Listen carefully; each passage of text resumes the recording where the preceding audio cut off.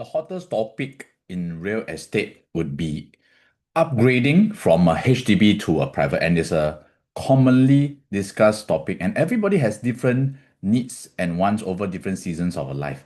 However, if you notice the recent patterns of homeowners, there are more HDB upgraders immediately moving their HDB to condominiums almost at the early MOP fifth or sixth year mark. And so why is this happening more often? And we may hear a lot of different stories from probably our neighbors and our peers.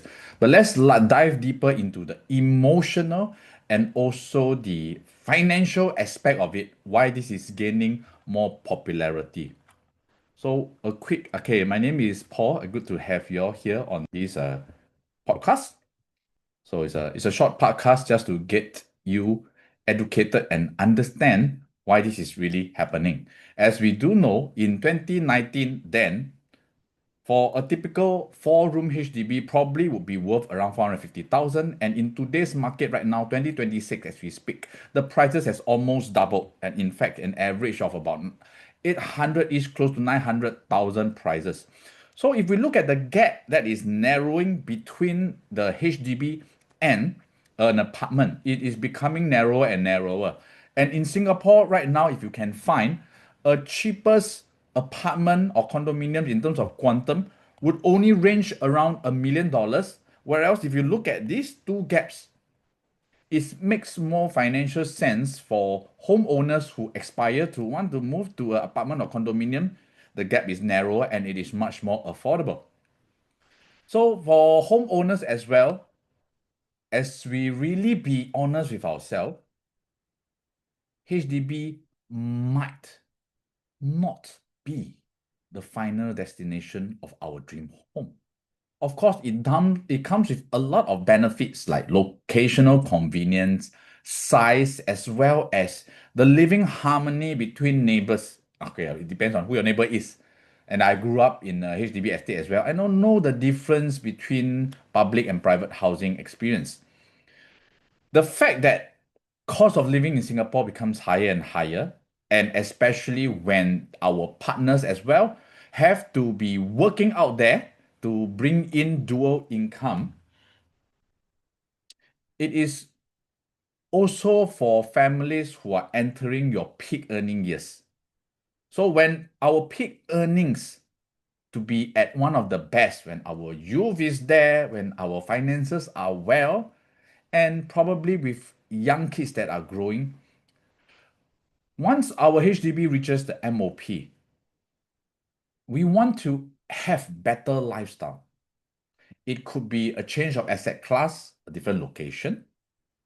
It also simply could be that we want to have better asset protection for our home, not only for our financial portfolio.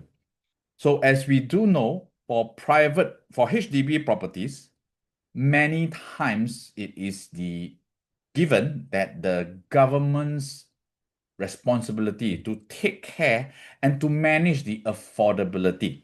And whereas for private properties, prices over the years, especially even during the cooling measures in place over this past decade, the prices continue to steadily appreciate at an affordable growth. So, given a choice to compare the strength of asset of our home, would a HDB eventually be a better asset, or would homeowners want to consider moving to a private property for asset protection? And as we do know, there are many reasons you and I, our friends, our peers, upgrade. And for those with families, it is a given that children grow. As our work becomes more intense, we want to come home to a place where we can enjoy a lot more privacy, and time becomes the most precious commodity. And moving into a private home itself offers definitely better security and the facilities that can let us indulge and enjoy and just really sit back. moving into a different rhythm and also an environment that is completely different, and many will see it as an upgrade to our home and lifestyle. So if we are talking about the characteristic of the asset itself, as we do know, private properties do have a 4 years seller stamp duty period, and it is not a lock in stone that we must keep for 4 years. Because if anybody wishes to and wants to exit within the first 4 years of their private property purchase, they are free to do so and just have to pay the seller stamp duty. But for HDB wise, an MOP of 5 years, it is a regulation by the government that we need to keep it. For private property, of course, without the MOP and no ethnic quota restriction, when it comes to a different season of our life that we want to sell and perhaps buy a better one, the exit is so much easier. And especially in our era right now, where everything is moving so fast, the flexibility is important because the plan that we have today for our next 5 years might even change drastically, even in just a short 2 or 3 years' time. So as we progress in our career and our family, the whole family needs a shift. And the mobility is very important that we, most of the time, we do not want to be fixed down to, by the way, the MOP for prime estate HDB is up to 10 years. Of course, other than the regular 5 years ones. And bearing all this in mind, we must have the far sight to see beyond a 5 and 10 years. If we do know that there's still so much more room to grow and our family deserves so much better and more. A quick introduction about myself. I've been in the industry guiding and helping clients, putting people above property ever since 2008. And this is just some of my profiles and journey. And my gratitude goes out to all my clients who have journeyed with me and are still journeying with me, and also my team who embraces the people above property philosophy when it comes to our real estate business. So coming back here, I just want to touch on an article that is released in the Straits Times. And why do you think, my dear friends, the government released an article? To prepare for the public what happens when your HDB reaches a certain age. And how are you going to manage the lease decay in time to come pertaining to public housing HDB? And if you can understand the message clearer, as far as many of the clients that I shared with them this article, and I myself as well, we come to the idea that it is to prepare our mindset that HDB itself should not be treated as a retirement asset that continues to grow our asset. That's the thing. If HDB that we are going to stay working so hard to fully pay, and in time to come, the value may be stagnant or drop, then we have to be very well prepared that what truly protects our asset.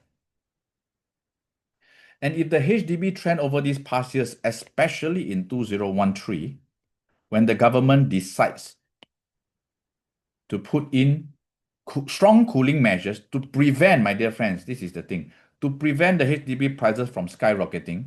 In fact, this is a good thing that the HDB prices remain stable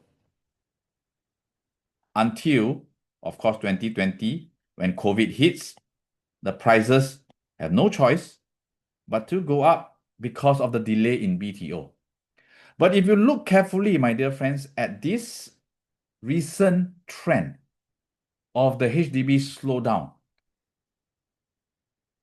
and if you are still holding on to a HDB property for your own stay, of course, but you do have the slightest intention of considering how much more your HDB may grow, and if you have done a simple blueprint planning of how narrow the gap is for you to smoothly transit to a private property, my dear friends, Do not have the fear of being priced out. Or think about, if not now, when? Never have this fear. The key thing is always to ask yourself at this season of your life, is your family in alignment? Are we all in favor of moving forward so that everybody life is better as a result of this progression? And this should always be the primary reason why you should be considering for a property upgrade. Okay, with that, my name is Paul. I hope this short video gives you an insight. If you want better clarity on your current situation, talk to a qualified consultant, or you can always DM me for a one-on-one Zoom. Thank you very much, and I will see you all in person or in Zoom soon.